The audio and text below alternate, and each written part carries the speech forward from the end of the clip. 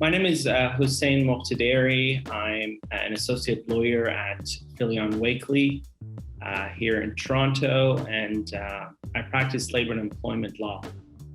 My family and I immigrated to Canada in 2006 from Iran. So I spent the majority of my life up to this point actually in Iran, born and raised.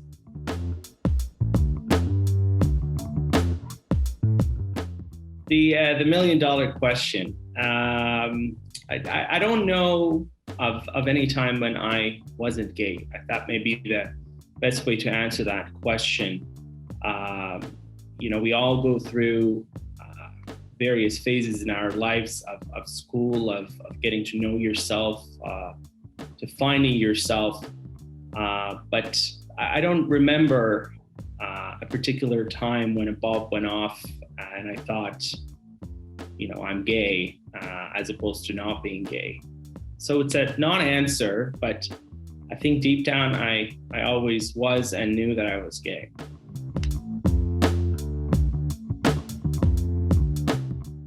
Life in Iran was good, was beautiful, was bad, was ugly, all at the same time on different days. It all varied. I left Iran at the age of 18, so I spent the early years of my life and I think the formative years of my adolescence and then early adulthood in Iran. I was very focused on my education and being involved in every extracurricular activity that ever existed. So that took a big chunk of my life, but living I guess I can best describe my life as a gay man as living a double life, because there was a very small circle of people, mostly other members of the LGBTQ community, that we knew of each other's secret, and went together at a coffee shop or out for a walk. We were really who we were, but then you went to school and you went home and you went to families and you lived a different life. It seemed like the norm because we all lived that same life as members of the LGBTQ community. But it was tough because you lived a secret life.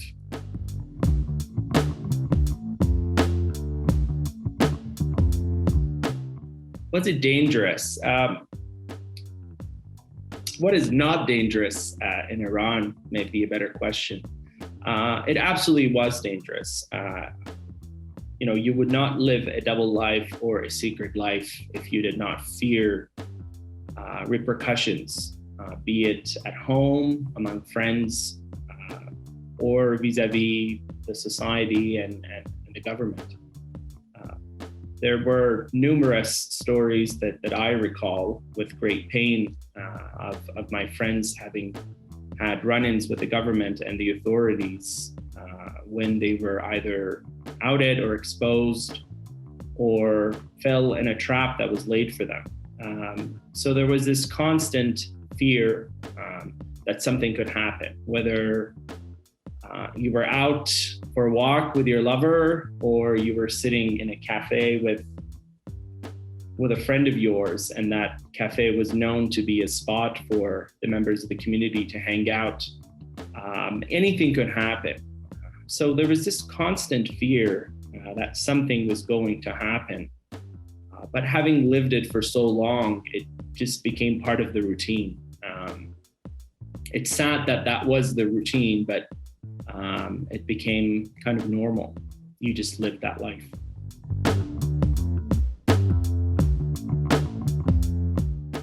My coming out story, I think it's twofold. There's the part that I started very carefully and scared shitless, telling very close friends of mine who had known me my whole life, never really questioned who I was, accepted me for who I was. but I felt like I wanted to come out to them. So there was a handful of people I came out to myself sometime in high school, probably. But my coming out, so to say, was I didn't plan it myself. It's perhaps I didn't come out on my own terms. Is a good way to put it. So when that happened, and we're not going to get into the details of that, it was a question of what to do from here. Now, my family knew, and the outing was thankfully to my family, unlike some of my friends who had more dramatic and terrifying stories. So it was about figuring out what to do with that.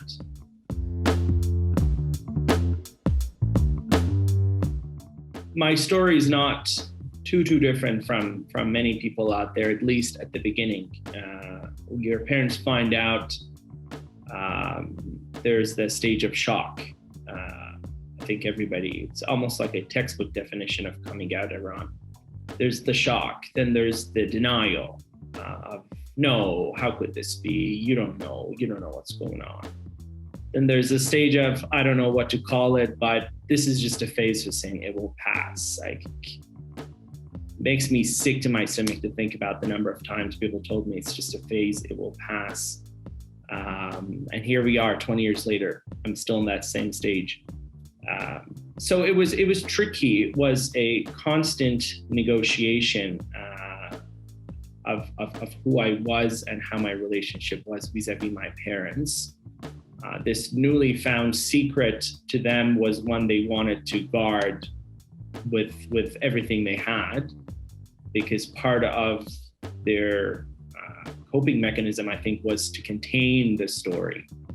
That's as they saw it, because they thought that they were protecting me, but keeping it a secret until I was past that stage. But ultimately, and kudos to them, and I think I need to recognize my privilege in that regard, that my family loved me, and they proved themselves from the get-go. And I say my privilege there because I know of numerous stories of friends and acquaintances who did not have the benefit of a family who, while going through the shock and the denial and the occasional hate, still loved them. I had friends who went through all kinds of things, and it's not for me to tell their stories, but they had a very different narrative. So the bottom line for my family was, okay, you're out now, I guess, and you don't seem to keep your mouth shut about it. So you're not really safe here. So let's get you out. Let's get you to safety. And that was not necessarily the beginning of, but that's what expedited our move to Canada.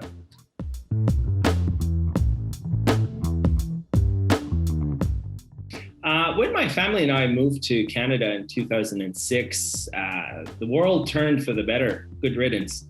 I finally felt that I had found the right society and the right place to just be myself. And after those 18 years of either being a kid and not knowing any better, and then leading that double life, I finally felt like, and due to this day, that I could just be myself. I lived, celebrated, and led the life that I had always wanted. I presented myself as I wished. I marched in parades year after year. And those have been the highlights of my summers of every year since, whether it's been in Canada or whether I've been fortunate enough to be somewhere else in the world. Amsterdam Pride was a hoot. I was finally able to be myself, not worry about anybody, not worry about anything, and just be myself. And that was great. And the same can be said about being myself in school and at work. Again, I was not worried or fearful of anything happening. Sure, I was still having conversations with my parents, and the don't ask, don't tell policy still lingered. But hey, I'm here, I'm gay, and take it or leave it. That was kind of my approach. And I think a bit of that and not shying away from that has helped my mom in particular to feel more comfortable to talk about these things with me over the years. Dad and I still have a bit of a don't ask, don't tell policy, but I don't shove my pride outfit in his face, nor does he make any comments or say anything that would offend me. So I think we found a happy medium, and it works. I love him to death, and I know the same is true of him. And we've found a good middle ground, I think.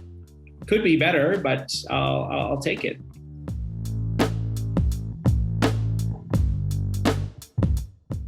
I've been lucky and fortunate to feel comfortable to take my whole self to work wherever I have in Canada, obviously.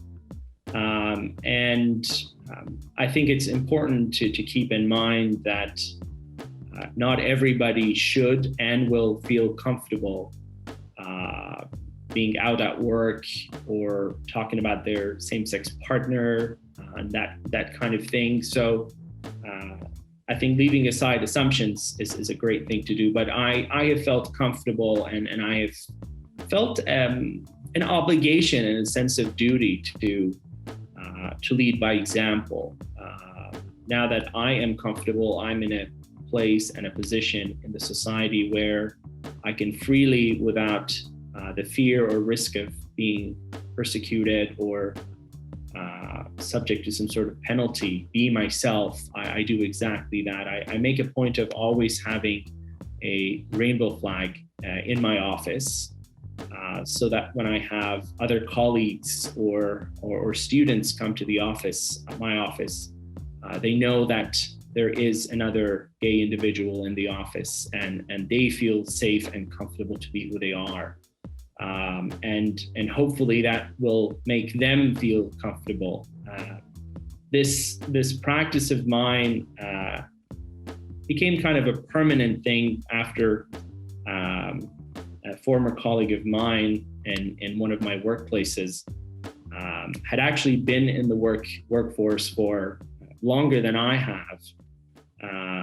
But it was really after coming to the workplace that I was, we were colleagues there, that he felt comfortable to come out.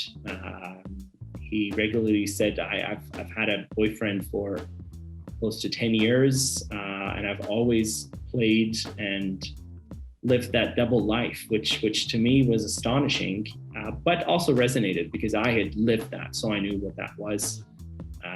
So it was a very proud moment for me to see a colleague perhaps finding the comfort to bring their whole self to work. And you bet that rainbow flag still is in there.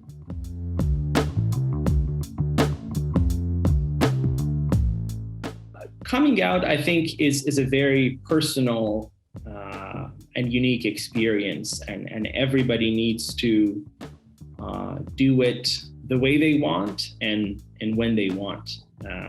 So there's no right or wrong time to come out. Hopefully people feel comfortable to come out sooner rather than later, but the coming out never ends. You come out to new family members, you come out to nieces now, you have to come out to new workplaces, to your new bosses, you come out to your clients.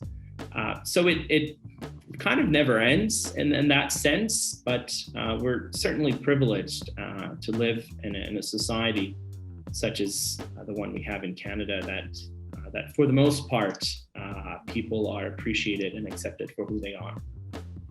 But as the family and the support systems, hopefully, of an LGBT person, always give them space and recognize that they will come out if and when they feel comfortable to do so.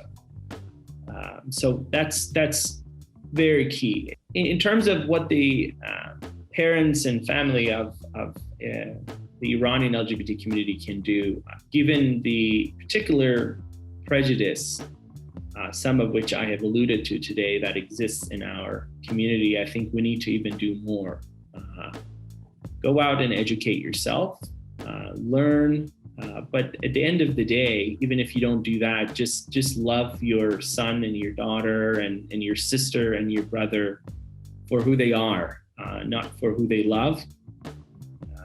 And that will get us really far, to just that. And once you've done that, come back and we'll talk about the next steps. But just love people and accept them as they are.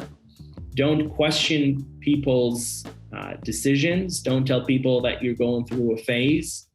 And don't try to shape or change the course of someone's life just because of how you did it or how you perceive it to be right.